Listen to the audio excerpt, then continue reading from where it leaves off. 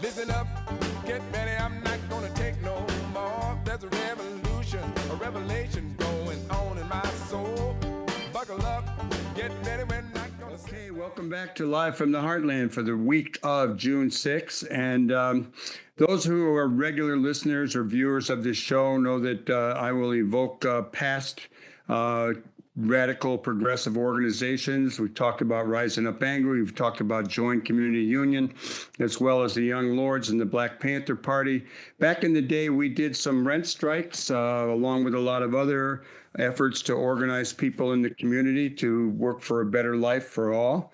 And one of the things that we did back then was have some rent strikes. And I got a phone call from a young fellow who was affiliated with the All-Chicago Tenants Alliance, wanting to know a little bit about Rising Up Angry.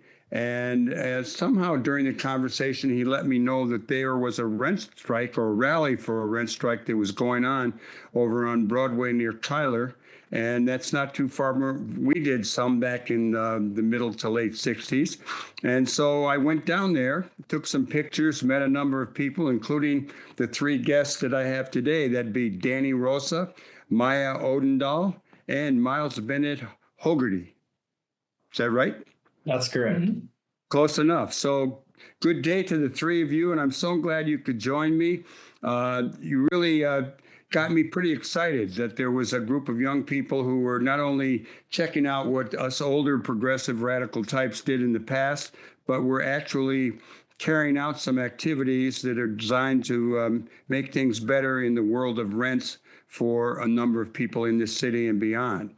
So with all that said, how about you all telling me and our listeners and viewers, what is the All-Chicago Tenant Alliance?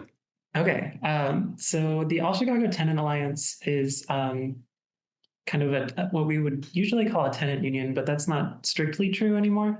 We began as an individual tenant union around a single landlord, but once we kind of reached the extent of that organizing, we decided to try and get something going across the entire city of Chicago.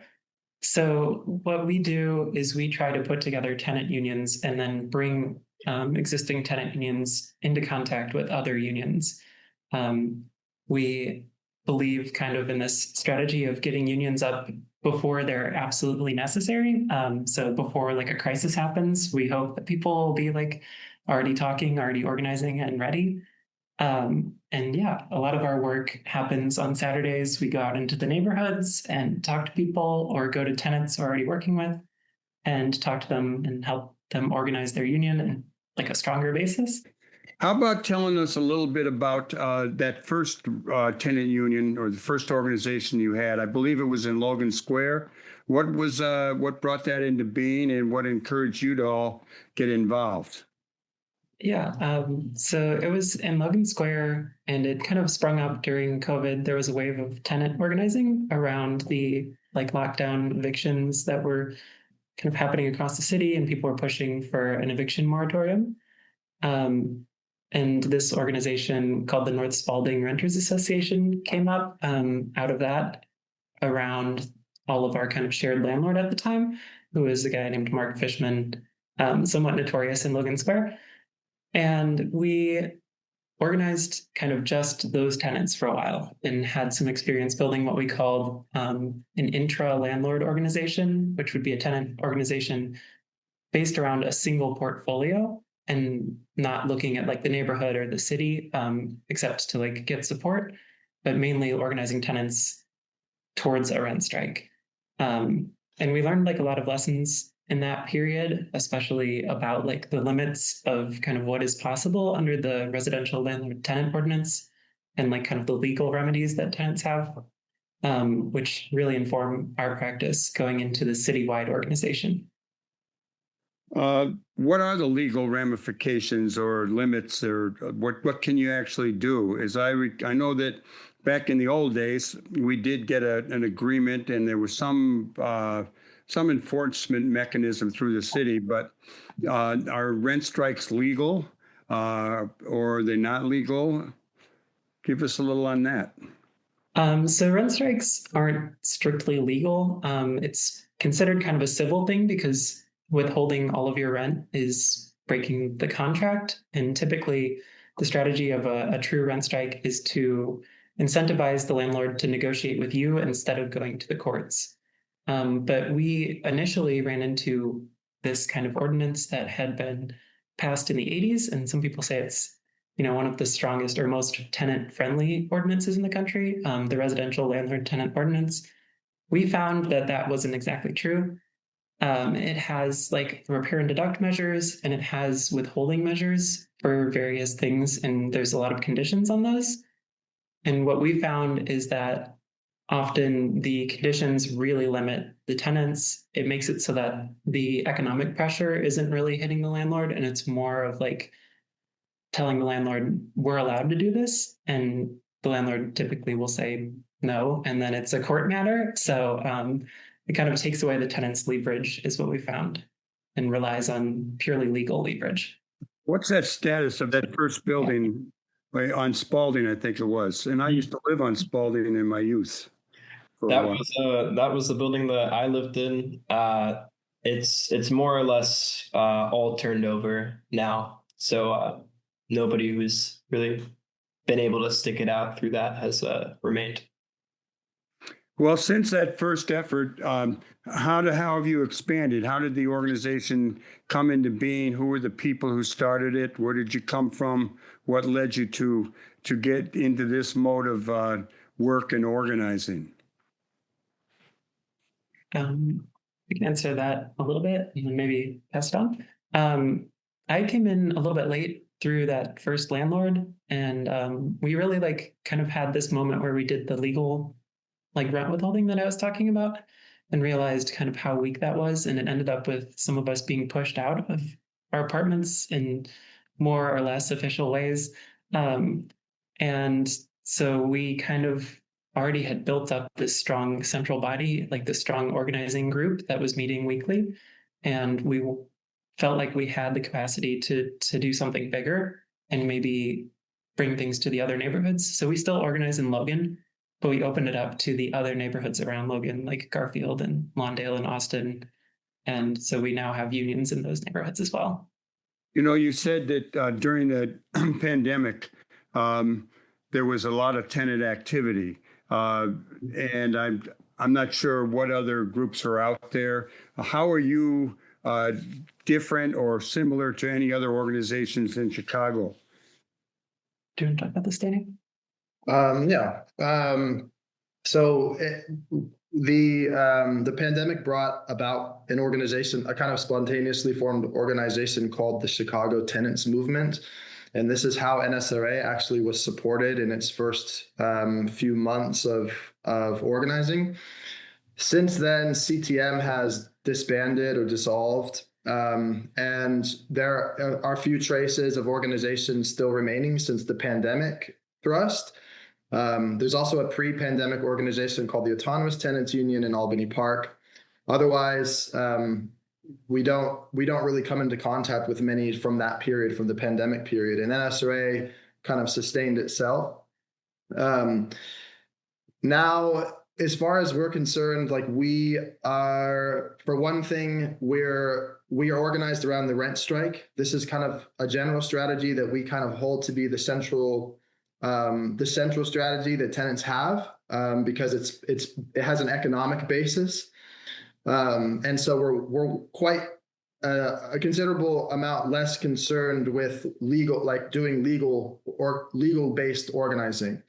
This presents a lot of problems, as you can imagine, because it requires quite an organizing effort to convince tenants to pursue what are certainly high-risk type tactics. But we consider this a task of ours to overcome and be able to raise consciousness and raise the level of our organization to a state where we can actually bring tenants to this point. And we currently have, or we're working with two tenant unions right now against the same landlord who are on rent strike. And so we think that this sets us apart, for one thing, because the rent strikes have not been very central to tenant organizing at all in the last several decades. And another thing that sets us apart is that we are trying to we're trying to do the citywide movement. We're trying to build a citywide movement explicitly, and we approach this from a perspective of unifying the movement under one kind of strategic center. So we believe that all of the city needs to be organized and in communication and working together on a level that goes beyond what is current, which is kind of coalition-based organizing. In the tenant world, in the housing justice world, we are much more favorable to the idea of centralizing and building out one strong, unified, strategic center of organization. So I think between the strikes and that sets ACTA apart. And I would also say something that Maya mentioned earlier: like we attempt to build unions from the ground up, so to speak, and that means going into buildings without the existence of a crisis. So like typically an organization like MTO might receive calls on their hotline for tenants in crisis who are dealing with evictions or really bad conditions or oppression from the landlord. We want to organize tenants on the principle of organization itself as like a political way of living and being in their communities and in their neighborhoods, like building up fighting unions that are going to want to exist beyond the kind of passing day-to-day struggles that we're always dealing with as tenants. We want unions permanent, in place, ready to fight and be offensive rather than defensive. So that's another one. That's another thing that I think ACTA really strives to do that I think is a little bit different than maybe like the approaches of other tenant organizations or housing justice organizations. Well, I like that idea of building an organization, kind of preemptive before stuff comes down, but probably that's difficult. I mean, people got their lives to live, and you're coming in with, an idea that's a great idea, but it's a little bit foreign to a lot of people, I would imagine. And, say, well, I'm not sure who else is going to be in on it. You do seem to have quite a bit of support on that. The rally that you held at the Broadway building, and I'm not sure of the address, you can tell us, but I was very much impressed, not only with the people they were mostly Latinos who lived in the building, and as usual, it's the women who kind of are the spokesmen and in the vanguard, so to speak, and they all spoke, and you had quite a large crowd. I mean, there were Black, Latino, white, young, I was the oldest, I think, but a whole lot of people there. Talk a little bit about that particular building, how you came upon it, the status of it, and the actions that you've taken against that landlord. I can say a little bit. Maybe start with BSTA a little bit. Yeah. So that building is kind of typically, or out of what we would typically consider our range. We don't go into those neighborhoods up north very proactively just because of how far away they are. But we actually found them through kind of this principle that I was talking about before of intra-landlord organizing. We met some tenants in Logan Square who were dealing with basically being pushed out, non-renewals from their landlord. And they wanted to fight. So we started organizing them. And as the process of organizing them moved on, we started looking at all of the other buildings that the same guy owned. And it turns out that he had been buying up a bunch of buildings in one big spree. And then, taking these low income buildings and just kind of flipping them or wanting to flip them. So the first step is push everyone out. And that's kind of when we arrived on the scene up there and knocked on doors. We found out that a lot of those tenants had been living there for 20, 30, some even 40 years. Yeah. There's a few people who were born living in that building, and now they're adults our age, and they remember growing up there. And a lot of these tenants, another kind of thing that happens is the previous landlord was less big business, less official, and cut the tenants a break in some ways, would do payment plans. And of course, when the building turns over and the new owners come in, they don't recognize any of that. They just want the money. They want to get everyone out as soon as possible. So that was 120 days after their month-to-month lease expired. And then they want to basically renovate the entire thing, turn it into luxury apartments. You know, I'm thinking about the general situation in the country right now, where you have hedge funds buying up all kind of property, rents being driven up. I know in Rogers Park, up here in the 49th Ward, I think 70% of the people are renters, probably 17, and it could be higher percent are behind in their rent. And I'm just, how do you see? I mean, it seems to me there's going to be a lot of opportunity to organize tenants, but I'm also wondering your thoughts about, do you want to focus only on a single issue, or do you see building an organization that takes on other issues too, and that people are involved not only say in tenants, but with the police situation, education, just, I'm thinking back to my own experience, both in Join and Rising Up Angry, where we did not only some housing stuff, but we also did women, we also did the military, also did the police. Your thoughts on that and the future of building your organization, where it might take you? Yeah, I can start that and then maybe pass it off to Miles. But we're somewhat of a two-sided organization, where we have our tenant organizing in the city, and we also have this other side, which is educational, like you mentioned. And the place that we're currently speaking from is called the School of Many Questions. We have connections with some like international organizations that we can also talk about. Danny can probably mention that. And we also print a newspaper as part of, tenant organizing, but we want it to like become more of a general tool to help people see like what's going on in the city, and maybe more like Rising Up Angry. So you just mentioned that you put out a newsletter. I think it's called Tenants Talk. Tell us a little bit about that. How many do you print? Who does the layout? In the old days, we used to have to glue stuff and paste it down. Now it's streamlined.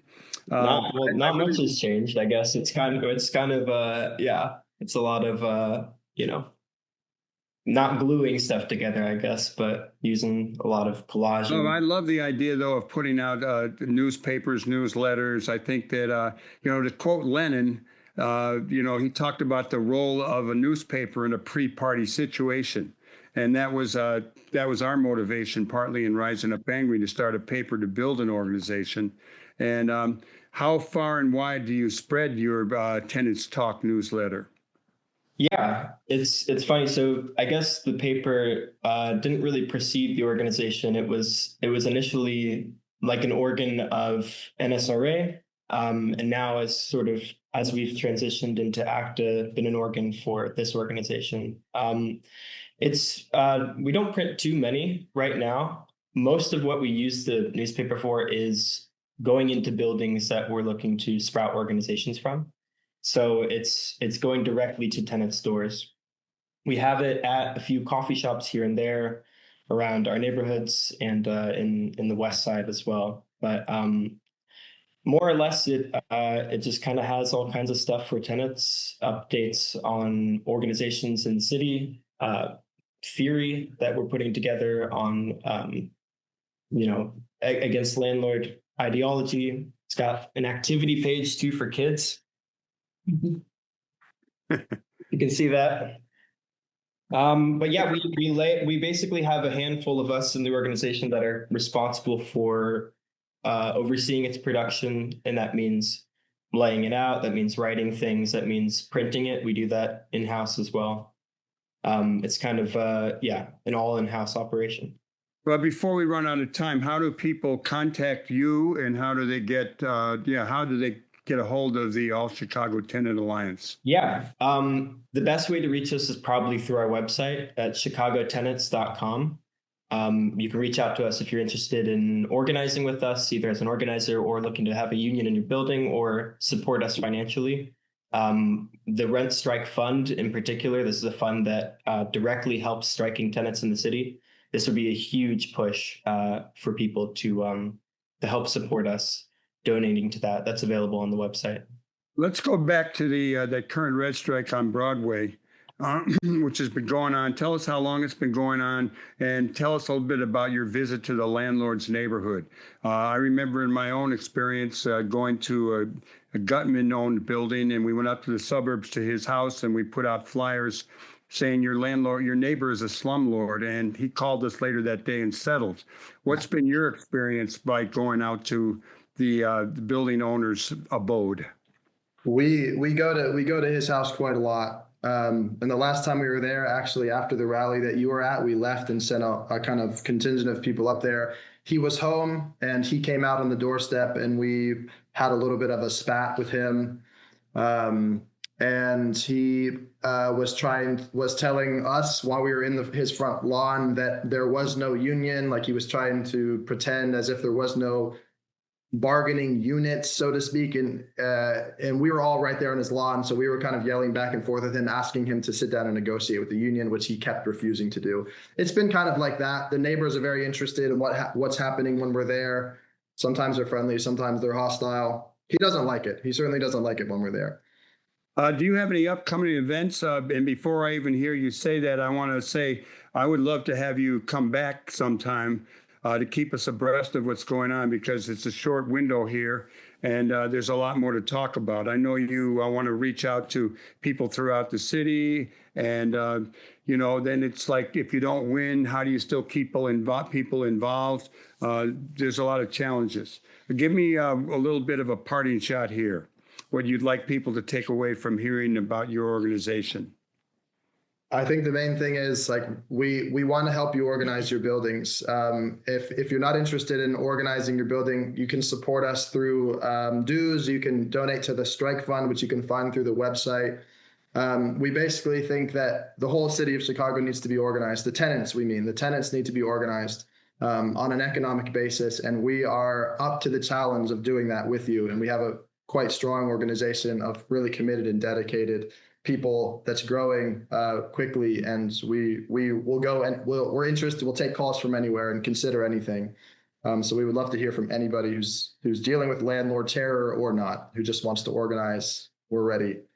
Well, I'm looking forward to talking to you and, seeing you more often. I was very much impressed with that rally, and very much excited that there's some younger people were interested in some of the things that we had done in Rising Up Angry. And let me let you know, I have talked to other former members of Rising Up Angry, which were still like members of it, and they're up for getting together and having some good conversation. We would love that, like, a lot. And I just wanted to show you, on one of our tennis talks, we put an old Rising Up Angry cartoon on the cover, in fact. All right. All power to the people. Keep up the great work. Onward through thick and thin. We can all do it as long as we stick together. Thanks, Mike. All right, everybody else, stay tuned. Let's hear a little bit of jazz. We're going to come back with the jazz writer Howard Mandel and get an update on jazz festivals and performances going on around the city, things people should know about. We'll be right back with more live from the Heartland for the week of June 6th.